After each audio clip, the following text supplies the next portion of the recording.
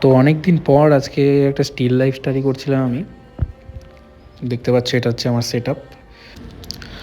আর এখানে canvas use করছি আমি। ক্যানভাসটাকে আমি প্রাইম করে রেখেছিলাম জেসো দিয়ে, তোমরা দেখতে পাচ্ছ। আর এগুলো হলো আমার ব্রাশ, খুবই চিপ ব্রাশ, তেমন কিছু হাইফাই ব্রাশও নয়।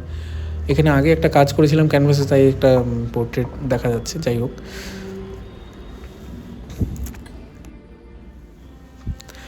ডিরেক্ট ব্রাশের মাধ্যমে আমি এখানে ড্রয়িংটা করছি।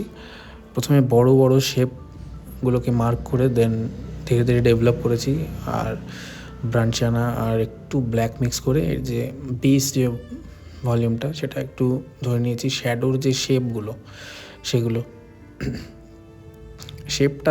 শ্যাডোর প্রথমে ধরে নিলে আমরা ধীরে ধীরে লাইটের দিকে এগোতে পারি রিল্যাক্সে বুঝে। তো ওই আন্ডারস্ট্যান্ডিংটা ভালো হয় যে লাইটের বিপরীতে আমাদের বেস যে শ্যাডো সেটা কোথায় পড়ছে।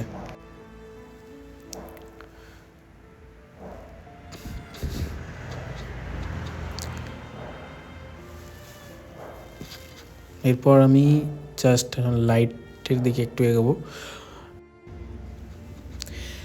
কি কালার দেব সেটা আমি চেষ্টা করি যে যা আমি দেখতে পাচ্ছি অবজার্ভ করে সেই কালারটাই এক্স্যাক্ট ক্রিয়েট করে দেওয়ার। জানা কালার যাতে না দিই, আর চেষ্টা থাকে আমার যে সেই এক্স্যাক্ট কালারটা ক্রিয়েট করার। আর ডেফিনেটলি ভ্যালিউজ সেটাই ইম্পর্টেন্ট, মেন স্টিল লাইফের ক্ষেত্রে সেটাকে একটু বোঝার চেষ্টা করছি। আর ধীরে ধীরে আমরা এভাবে লাইটের দিকে এগোচ্ছি।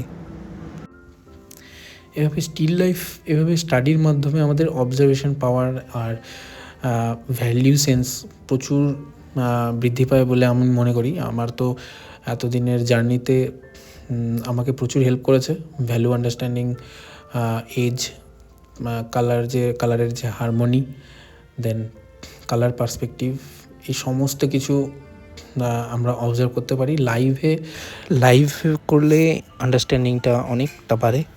তো লাইভ কাজ করাটা অনেক বেশি জরুরি আমি মনে করি। কারণ আর আমিও চেষ্টা করি যে আমার ডেলি প্র্যাকটিসের মধ্যে অল্প হলেও লাইভ কাজ করার যতটা সম্ভব হয়। কেন কি লাইভে আমরা এমন প্রচুর জিনিস অবজার্ভ করতে পারি যেটা কিন্তু ফটোগ্রাফিতে সবসময় আমরা খেয়াল করি না বা অতটা দেখা যায় না। এই স্টিল লাইফে কিন্তু তোমাকে তোমার বাকি যে কাজগুলো যেমন পোর্ট্রেট হলো, ল্যান্ডস্কেপ হলো, সেই সমস্ত কাজে কিন্তু এফেক্ট পড়ে, যার মাধ্যমে তুমি তোমার যে দেখার যে একটা নজর সেটা কিন্তু তৈরি হয়। যে দেখতে হয় কীভাবে, মানে কোথায় কাজ করব, কতটা কাজ করব, সে সমস্ত কিছু একটা ম্যাচিওর কাজের দিকে কিন্তু তোমাকে নিয়ে যায় আর কি। এই জন্য আমি বলবো আমার ছোটো ভাই বোনেরা এবং যারা নতুন শুরু করেছো তাদেরকে যে স্টিল লাইফটা নিশ্চয়ই তোমাদের স্টাডির মধ্যে রেখো। আর এটা আমাকে প্রচুর হেল্প করেছে, আই হোপ যে তোমাদেরকেও প্রচুর হেল্প করবে।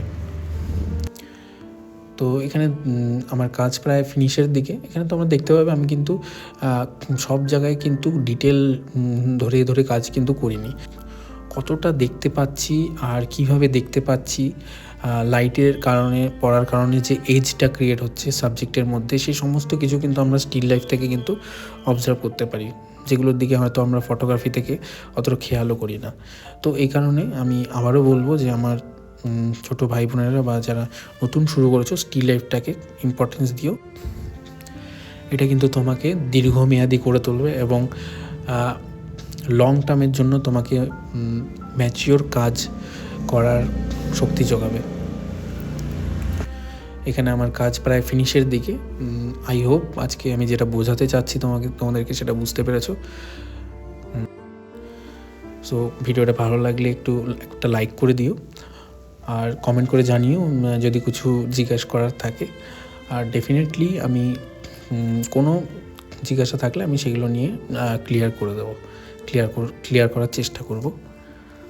ভালো থেকো সবাই, প্রচুর কাজ করো, স্টাডিটাকে গুরুত্ব দাও। ধন্যবাদ।